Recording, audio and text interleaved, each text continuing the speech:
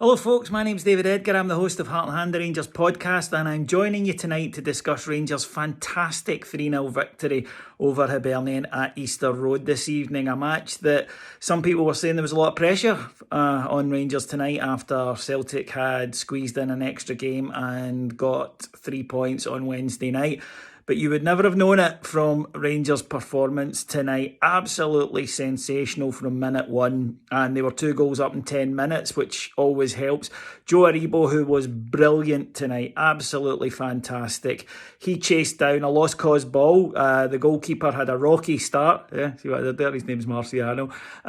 He cleared it, but Joe got a foot on it and it broke to Ryan Kent at the edge of the box. Wasn't an easy finish for Ryan Kent. Certainly wasn't an open goal that he could be casual about. It bobbled just in front of him as well, and it was very reminiscent of Kevin De Bruyne's wonderful goal against Arsenal a couple of weeks ago. Great controlled finish into the roof of the net, 1-0, and Rangers just swamped them from there on in. Hibs, for some reason unknown to me, had decided to go with a diamond in which they seemed to have 4 attacking midfielders.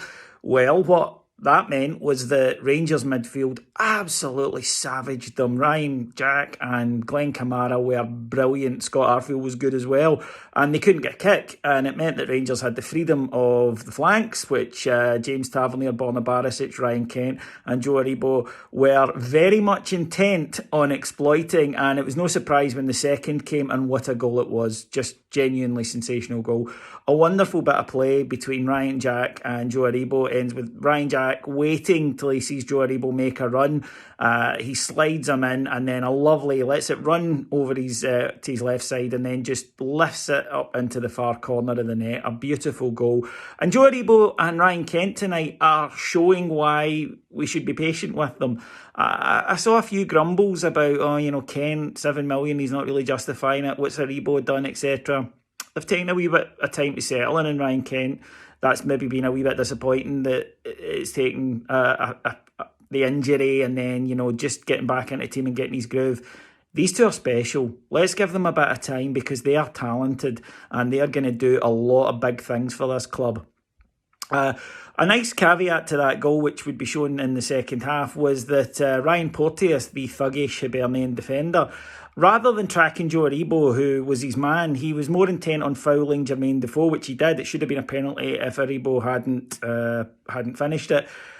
Do your job rather than being an animal, a lesson he wouldn't learn for the second half. And look, every Rangers fan was still a little bit nervous at this point because of Pittodrie. That's simple.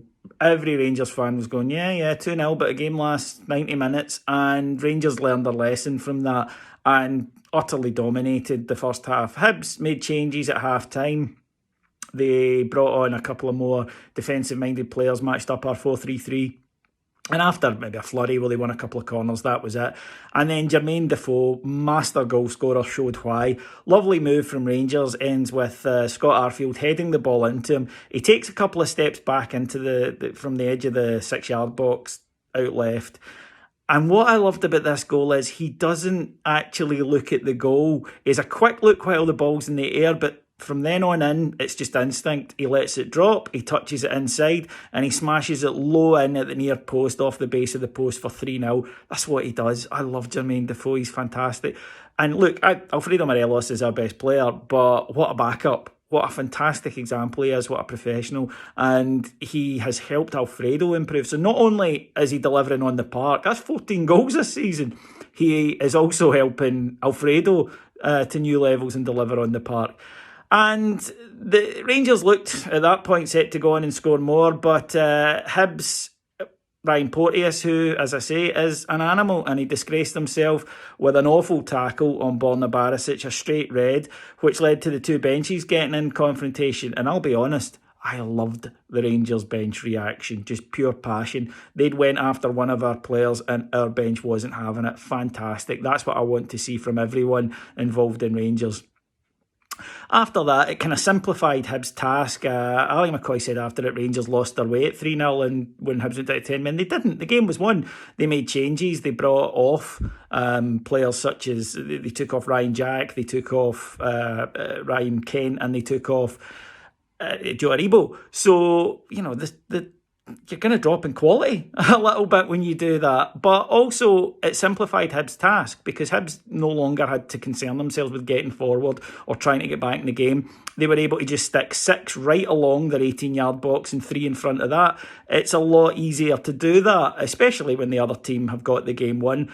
I was delighted with this display. I thought Rangers were brilliant from start to finish tonight. It was wonderful. And look, the pre-Christmas game is always one for me because it kind of depends on this, whether or not we Rangers fans will have a happy Christmas. Well, we certainly will after that, and we can go into these next 2 games with so much confidence.